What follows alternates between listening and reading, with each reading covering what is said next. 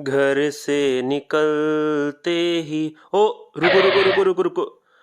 पवन पुत्र हनुमान की जय। बजरंगबली महाराज दिखें और हम उनके चरणों में प्रणाम न करें, ऐसा हो ही नहीं सकता। तो अब चलिए।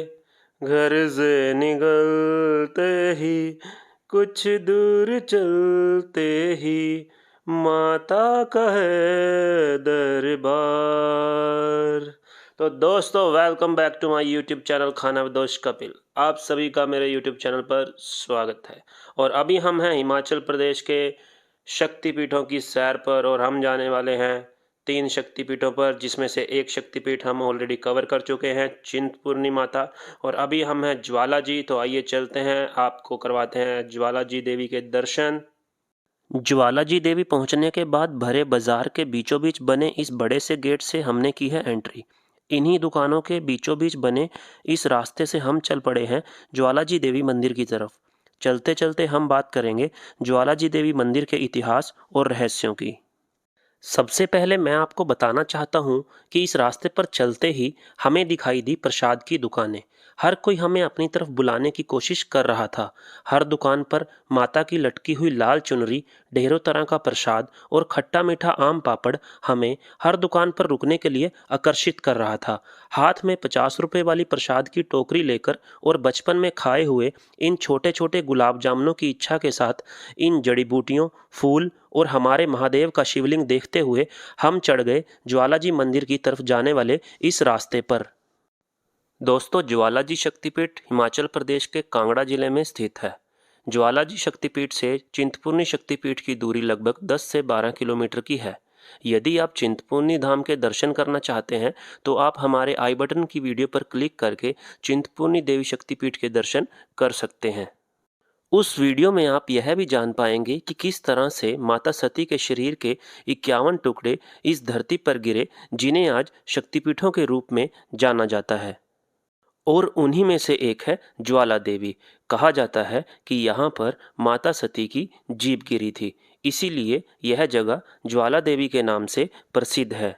यहाँ की सबसे खास बात यह है कि यहाँ पर किसी भी मूर्ति की नहीं, बल्कि सदियों से जल रही ज्वाला की पूजा की जाती है। इस भव्य मंदिर में 9 ज्वालाएं जल रही हैं, जिनकी पूजा की जाती है, जो माता के 9 स्वरूपों का प्रतीक है। जो सबसे बड़ी ज्वाला जल रही है वो ज्वाला माँ, और अन्य 8 ज्वालाओं के रूप में माँ अन्नपूर्णा, माँ विध्वंसनी, माँ चंडी देवी, माँ महालक्ष्मी, माँ हिंगलाज, माँ सरस्वती, माँ अंबिका देवी और माँ अंजी देवी हैं। यह भी कहा जाता है कि बादशाह अकबर ने इस ज्वाला को बुझाने की बहुत कोशिश की थी, लेकिन वह इसमें कामयाब नहीं हो पाया, और माँ ज्वाला के चमत्कार को देखकर माँ ज्वाला के चरणों में नतमस्तक हो गया। सुनने में आता है कि ब्रिटिश काल से लेकर आज तक बहुत से वैज्ञानिकों ने यह जानने की कोशिश की कि यह ज्वाला कैसे जल रही है, लेकिन वह इसमें विफल रहे।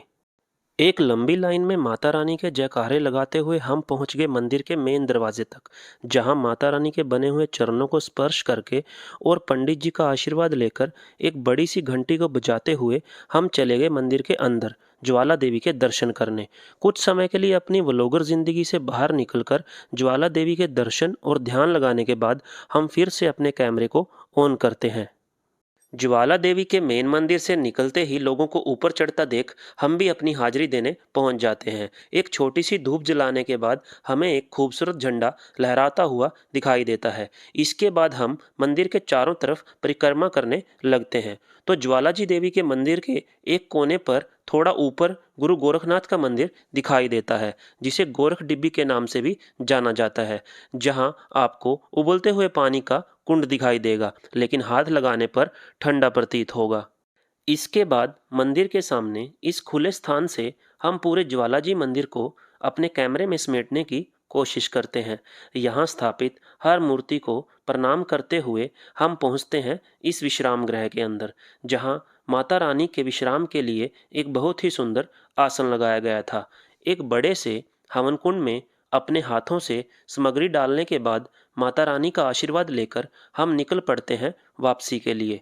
हम थोड़ा लेट थे, इसलिए लंगर नहीं मिल पाया, लेकिन एक भोजनालय पर खाना खाने के बाद अपनी गाड़ी से हम निकल पड़े अपने तीसरे शक्तिपीठ माता नैना देवी की ओर। दोस्तों, यदि आप ज्वालाजी देवी के दर्शन करने के लिए आते हैं तो यहाँ पर आपको धर्मशाला, बस, टैक्सी, खाने पीने की हर सुविधा आसानी से मिल जाएगी। उम्मीद करता हूँ आपको हमारी वीडियो पसंद आई होगी।